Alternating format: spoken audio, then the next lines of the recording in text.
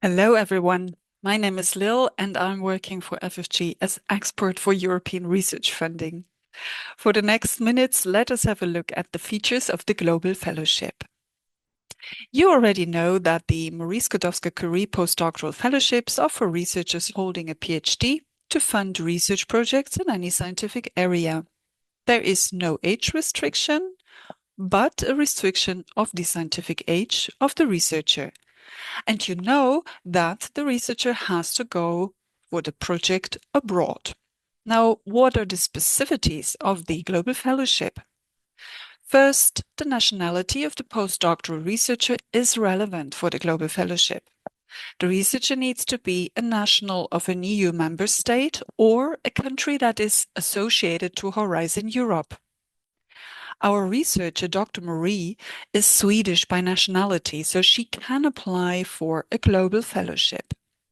In particular cases, also nationals of third countries can apply if they are considered long-term residents, which means that they have spent at least 5 consecutive years in Europe.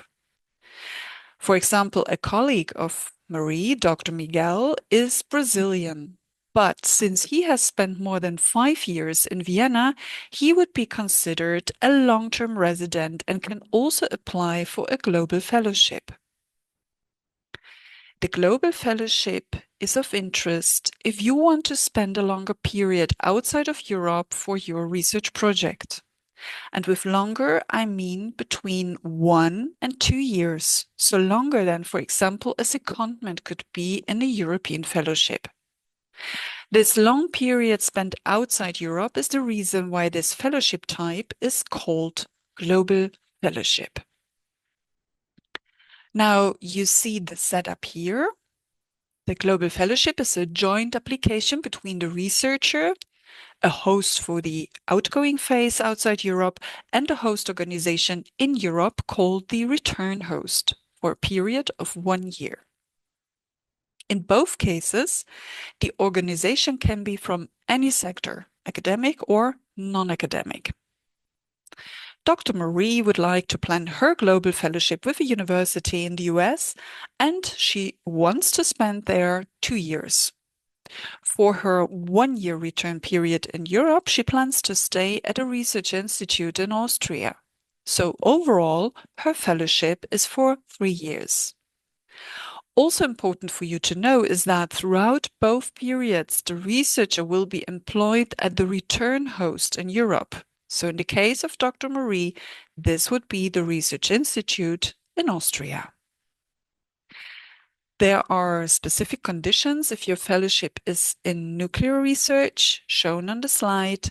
And if you are unsure about this, please get in touch.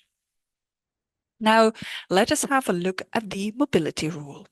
The mobility rule for a global fellowship relates to the country where the host organization for the outgoing phase is located. In the case of Dr. Marie, the US. Please remember that the mobility rule is a strict rule, and before you start developing your project, please do check if you comply with this rule in relation to the country where your host organization for the outgoing phase is located. In the case of Dr. Marie, she needs to look at her CV and see if she has spent time in the US during the 3 years before the call deadline, and if yes, would this be within the limits of the mobility rule, not more than 12 months? Dr. Marie has been to the US while she did her PhD, and looking at the exact dates, she realizes she has spent more than 12 months in the US during the 3 years before the call deadline. It's only a few weeks, but it means that she cannot apply for a global fellowship with a host in the US and has to consider her options from scratch. Maybe there is a research institute as interesting, but in another country outside Europe. Or should she go for a European fellowship and plan a secondment to the US, although this would be shorter than it could be in a global fellowship? Well, whatever Dr. Marie decides, let us return to some more features. In addition to the basic setup with outgoing and return hosts and the phases, you can also plan secondments. and involve even another organization which can be located anywhere in the world. But keep in mind that such secondments can take place only during the outgoing phase. For the 1-year return phase, you need to be at the European host organization only. Apart from secondments, you can also plan short visits for all sorts of purposes. And similar to the European Fellowship, you can also plan an additional placement in the non-academic sector at the end of the fellowship with a duration of up to 6 months. And by this, the duration of a global fellowship can be up to 3.5 years. Remember, the idea of the additional placement is to provide an incentive for postdocs to spend time in the non-academic sector and discover career options also there.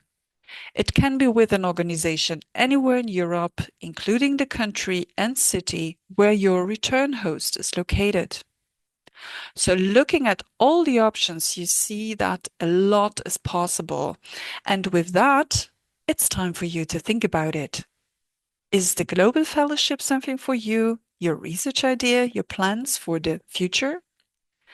Or is it rather a European Fellowship? Whatever you decide, I wish you good luck for that. Have a nice day and goodbye.